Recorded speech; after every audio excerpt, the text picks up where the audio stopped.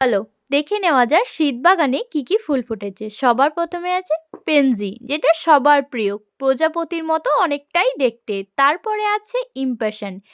এই ইম্প্যাশন গাছটা খুব অল্প পরিচর্যাতেই হয়ে যায়, শুধু জলটা লিমিটেড থাকলেই হলো।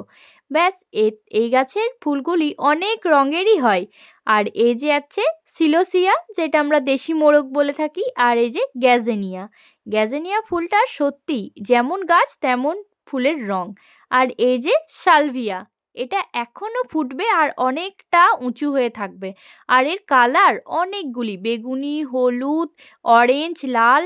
আর এটা হচ্ছে ভার্মিনা, যেটা এখনো পরিপূর্ণ ফোটেনি, এই জাস্ট ফুটতে শুরু করেছে।